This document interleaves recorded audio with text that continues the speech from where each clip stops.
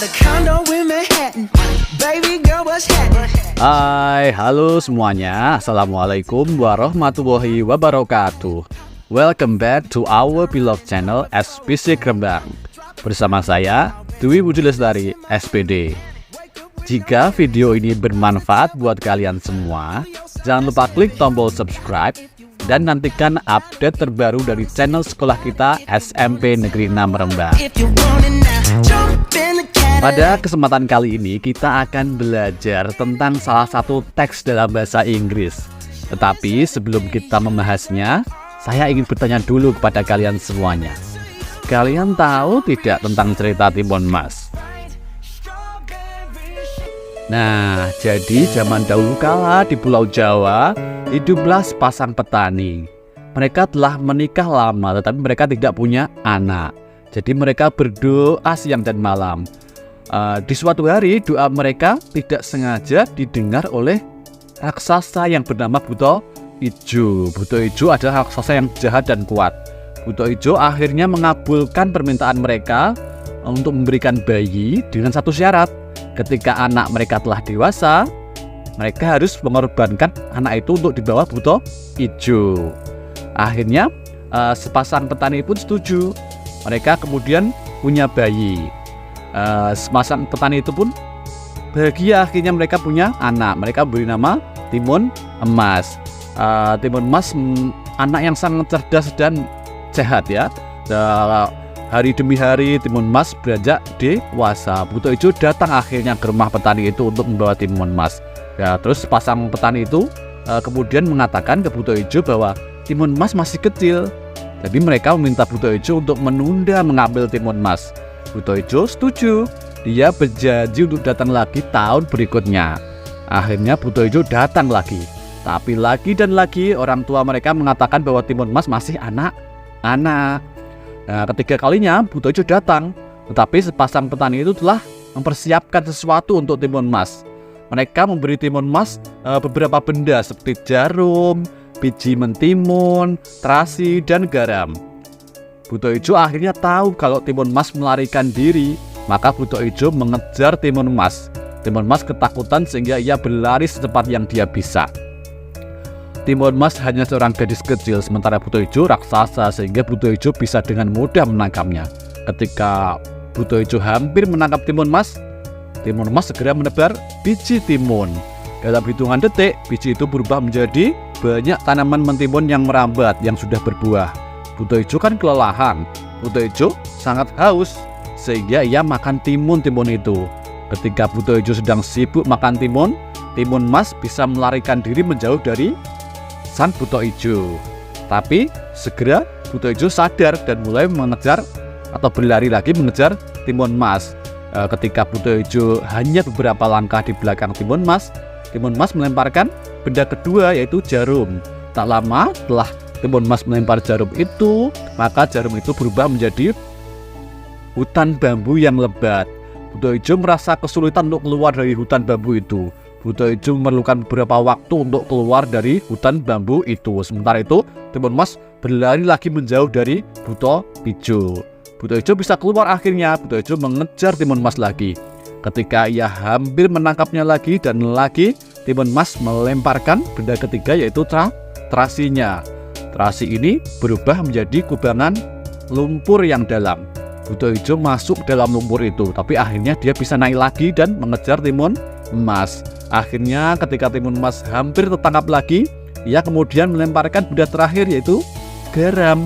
Dia menyebar garam di belakangnya. Jadi garam yang dilempar itu seketika berubah menjadi lautan yang dalam. Buto Ijo tenggelam dan mati di dalam laut. Akhirnya Timun Mas bersyukur kepada Tuhan dan kembali ke rumah orang tuanya untuk hidup bahagia.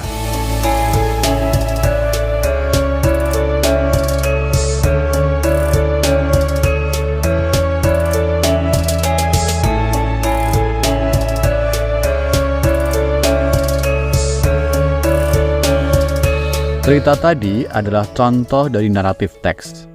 Tetapi, apa itu teks naratif? Kemudian, bagaimana penjelasannya? Silakan simak atau tonton video ini sampai akhir.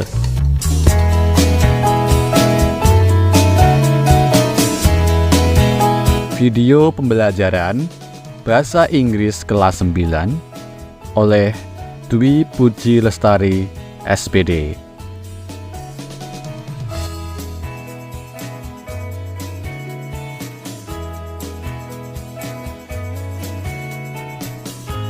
Hari ini kita akan membahas KD 3.7, membandingkan fungsi sosial, struktur teks, dan unsur kebahasaan beberapa teks naratif lisan dan tulis dengan memberi dan meminta informasi terkait fairy tales, pendek dan sederhana, sesuai dengan konteks penggunaannya.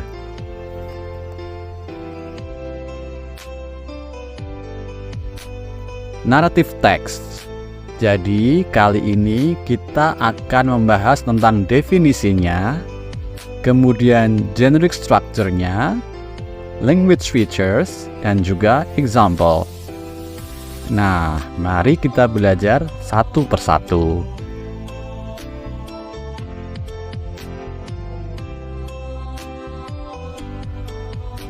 Apa itu narrative text? Narrative text is a text which tell about imaginative story. It is a story with complicatory or problematic events and find the solutions to solve the problem at last. Jadi, naratif teks ini menceritakan sebuah kisah fiktif ya, atau khayalan yang mengandung masalah dalam teks itu beserta penyelesaiannya di bagian akhir ceritanya.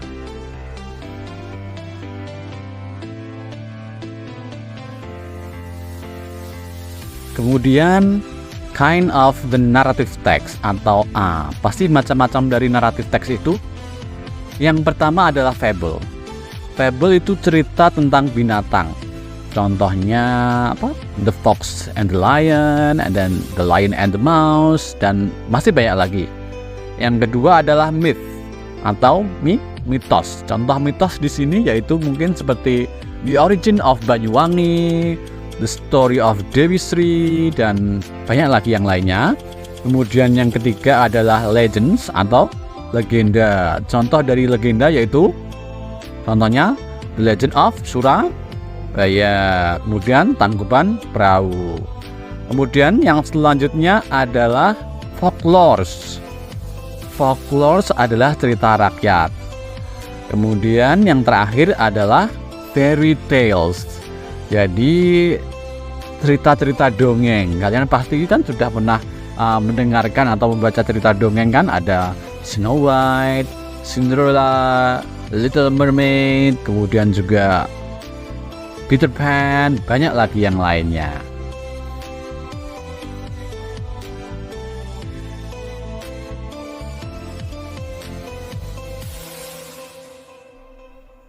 Kemudian, the social functions of narrative text atau tujuan dari teks naratif.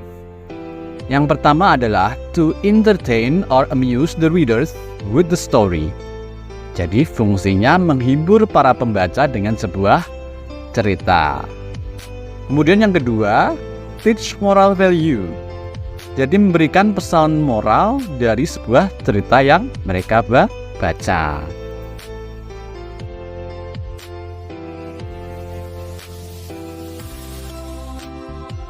Kemudian generic structure of narrative text atau bagian-bagian dari teks naratif.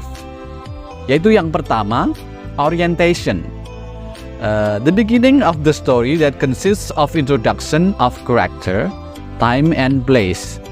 Jadi, orientation itu isinya adalah pengenalan tentang tokohnya, kemudian waktunya dan juga tempatnya.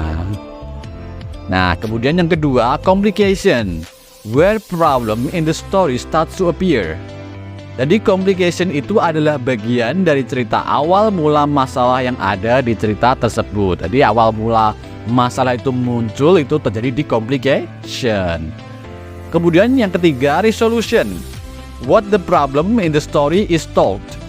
Jadi resolution itu isinya adalah penyelesaian masalah dari cerita tersebut. Jadi bisa berakhir bahagia atau sebaliknya, bisa berakhir dengan sedih, bisa happy ending or sad ending. Kemudian yang keempat ada coda atau reorientation. Ini optional pilihan, bisa ada juga bisa tidak. Merupakan closing expressions of statement that shows the story end and moral value of the story. Jadi ini mengandung akhir cerita dan berisi pesan moral dan saran dari penulisnya.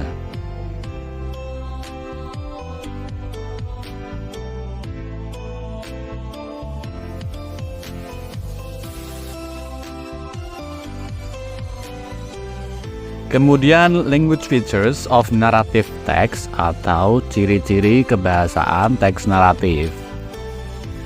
Yang pertama adalah using past tense, menggunakan tenses past atau waktu lampau. Contohnya run away, found, got, lived, dan lain-lain. Language feature yang kedua, using action verb atau menggunakan kata kerja aksi. Contohnya turned, dug, climbed, dan seterusnya.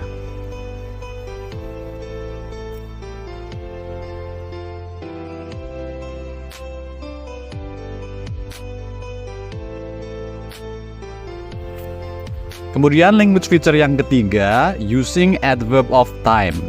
Jadi menggunakan keterangan waktu, tempat, dan cara. Contohnya once upon a time, in the mountain, one day, ever after, dan masih banyak lagi.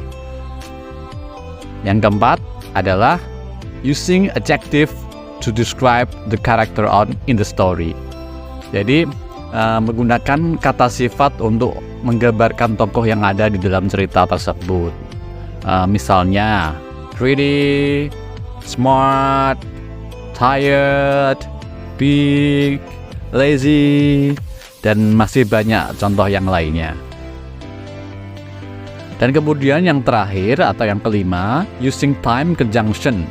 Jadi menggunakan penghubung waktu. Contohnya when, after, then, soon, dan lainnya.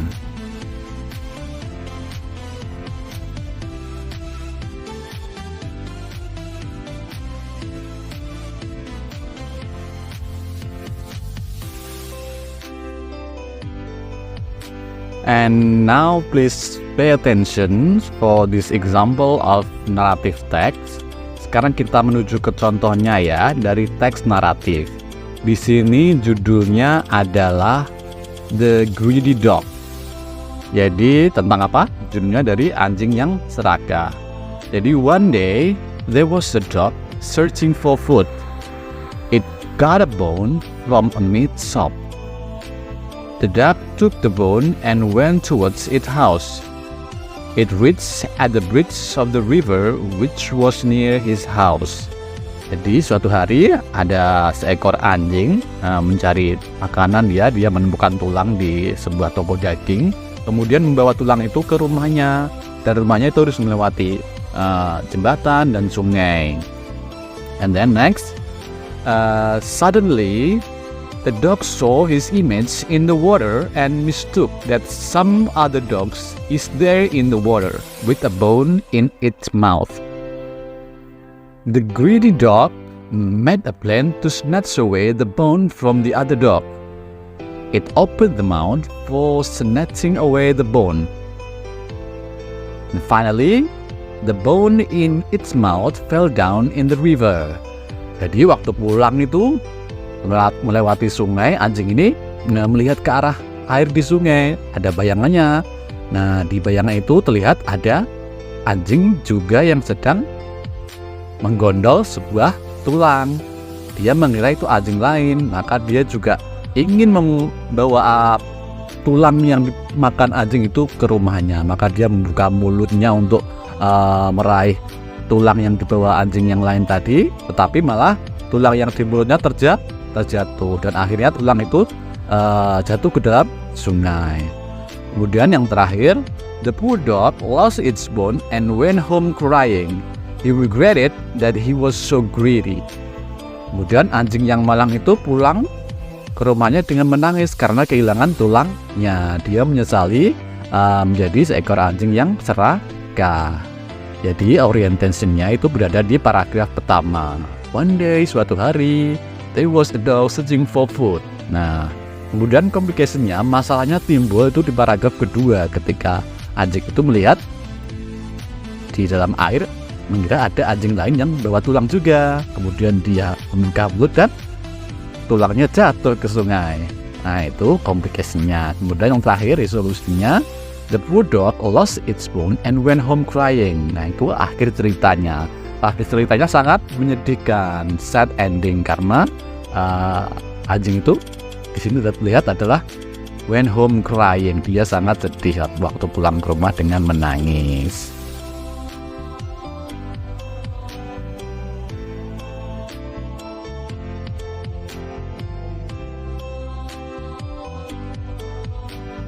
Nah, setelah tadi kita membahas tentang atau belajar tentang generic structure-nya, kita sekarang belajar lagi tentang language features of narrative text atau ciri kebahasaan dari narrative text dari cerita The Greedy Dog.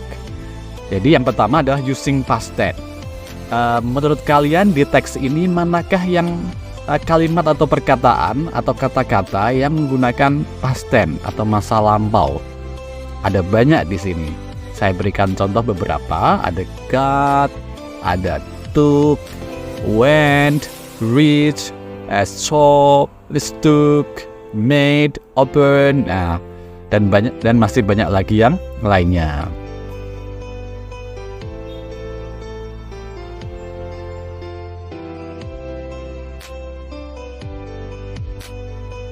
Kemudian language features of narrative text yang kedua adalah using action verbs.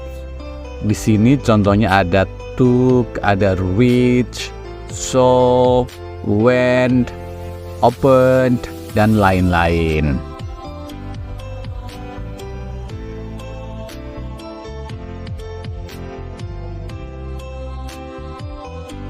Kemudian language features of narrative text yang berikutnya adalah using adverb of time. Jadi pasti sudah bisa kalian lihat, sudah Pak Puji berikan satu contoh, ada kata one day.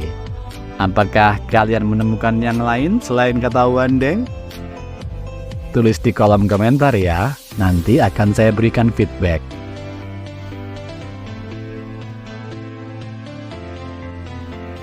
Kemudian language features of narrative text yang berikutnya adalah using adjective to describe character in the story. Jadi menggunakan kata sifat untuk menjelaskan atau menggambarkan karakter tokoh dalam cerita tersebut.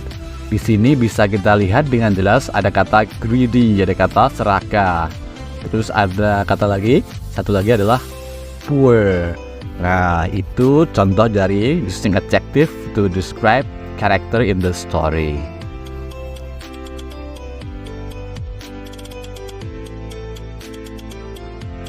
Nah, di sini ada sebuah teks naratif lagi, judulnya The Legend of Salatiga. Jadi kalian pada kesempatan ini kalian baca teks ini 5 menit. Nah, kemudian setelah itu mari kita bersama-sama membahas satu persatu, mengidentifikasi generic structure yang terdapat pada cerita The Legend of Salatiga. Apakah kalian sudah siap? Let's do it!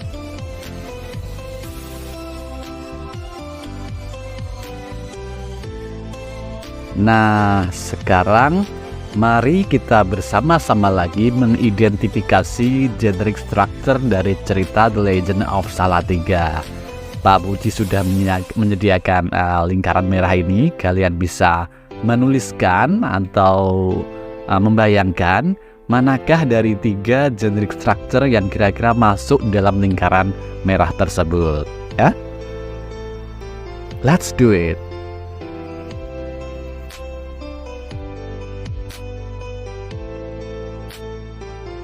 Nah, sekarang mari kita bahas satu persatu ya.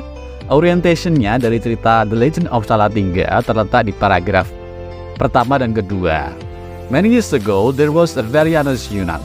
He taught people about the meaning of life and about religion. He is known as Sunan Kalijaga. He traveled to spread his precious lesson.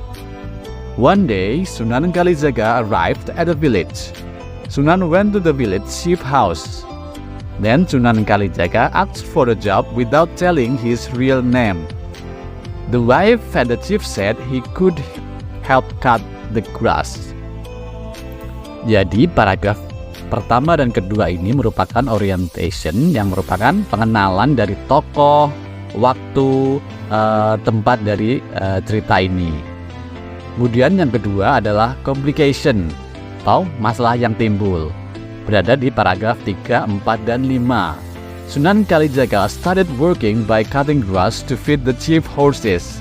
Soon, the chief of the village realized that his employee was Sunan Kalijaga. The chief was extremely surprised. Then he decided to follow the lesson of Sunan Kalijaga. To follow the lesson of Sunan Kalijaga, the chief had to leave everything behind. But the wife didn't agree, so she brought her jewelry in bamboo. When the three of them were taking a rest in a village, a robber approached and took everything from the wife of the chief. Sunan said that this village would be full of people and really busy. Jadi komplikasi ini terletak di paragraf 3, 4, 5. Berisi masalah yang muncul. Jadi masalah yang muncul adalah ketika tuan rumah dan istrinya ini mengikuti ajaran Sunan Kalijaga, tetapi istrinya tidak setuju. Diam-diam membawa perhiasannya ke dalam bambu waktu perjalanan dengan Sunan Kalijaga. Di tengah hutan atau di tengah desa ada seorang perampok yang merampok si tuan rumah dan perhiasan istrinya. Yang terakhir adalah resolutions atau akhir dari cerita. Then Sunan named the place Salatiga, which mean were three wrong people. The three wrong people were the chief, his wife, and also the robber who loved collecting things. And now this village is known as Salatiga. Jadi endingnya atau akhir ceritanya ketika Sunan Kalijaga memberi nama Salatiga, yang berarti salah tiga atau tiga orang yang salah, yaitu perampoknya, tuan rumahnya, dan istri dari tuan rumahnya. Dan sekarang kota ini terkenal sebagai kota Salatiga.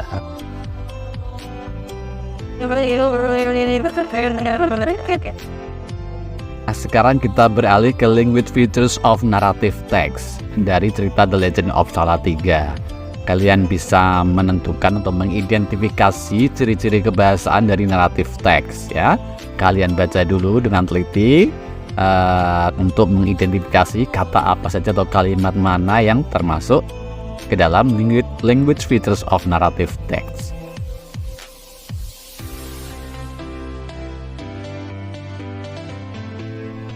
Yang pertama adalah using past tense. Jadi dalam teks ini yang manakah kata atau kalimat yang menggunakan past tense? Ada banyak di sini bisa kalian temukan ya. Yang kedua adalah using adverb of time. Keterangan waktu di sini juga ada. Nah, sekarang saya beri waktu bagi kalian untuk mengidentifikasi yang manakah yang menggunakan using past tense and using adverb of time.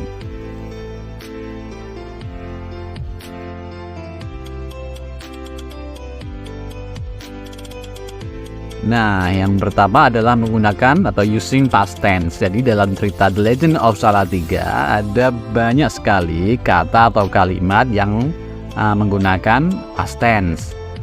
Contoh beberapa yang bisa saya tulis di sini adalah kata when berasal dari kata go, kemudian could, kemudian was, were, asked for, kemudian ada realized, and then di sini masih banyak lagi, kalian bisa mengidentifikasinya. Mungkin juga di sini ada kata approach, and then apa lagi? Had to leave. Nah, seperti itu. Kemudian yang berikutnya adalah using adverb of time, menggunakan keterangan waktu. Di sini ada kata many years ago, kemudian ada kata one day, terus berikutnya ada kata when, ada kata and now, ada kata soon. Nah, itu termasuk using adverb of time.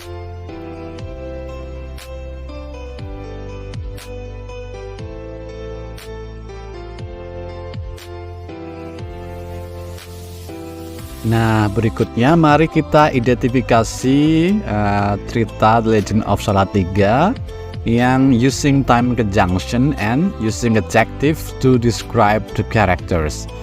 Yang manakah kalimat atau kata apa saja yang using time conjunction and using adjective to describe the characters.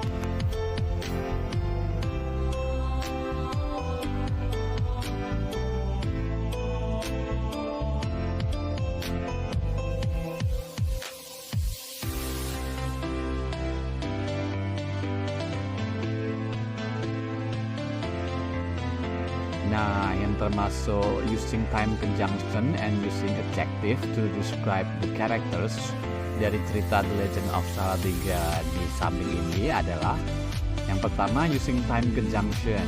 Ada one day, suatu hari, kemudian ada when, ketika, kemudian berikutnya ada using adjective to describe the characters. Ada kata honest, jujur, precious, berharga, chief, kepala desa, busy, sibuk, three wrong people, 3 orang yang salah. Jadi kata atau kalimat berikut termasuk using adjective to describe the characters.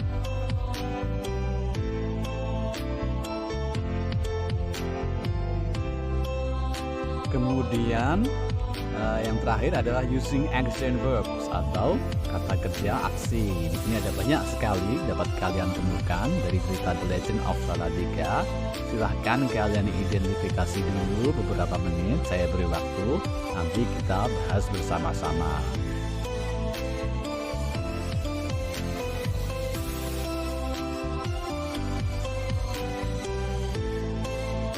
Nah, kalian sudah menemukan kan beberapa kata using action verb.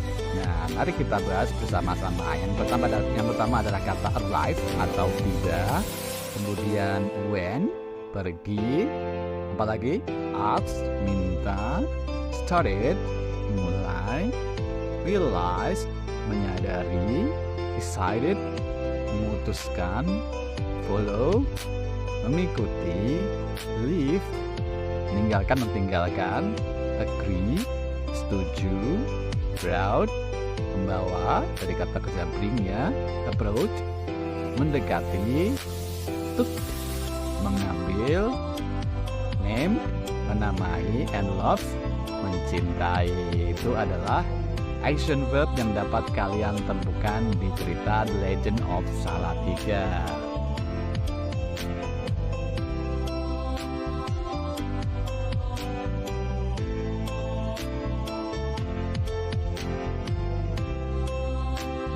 Nah, demikian tadi penjelasan tentang naratif teks. Semoga bermanfaat untuk kalian semuanya. Jangan lupa untuk like, share, and subscribe video ini. Dan satu lagi, jangan lupa bunyikan lonceng notifikasi agar tidak ketinggalan video-video dari channel sekolah kita. Selanjutnya, apabila kalian ada pertanyaan, silahkan masukkan ke dalam kolom komentar. Terima kasih sudah menonton. Assalamualaikum warahmatullahi wabarakatuh.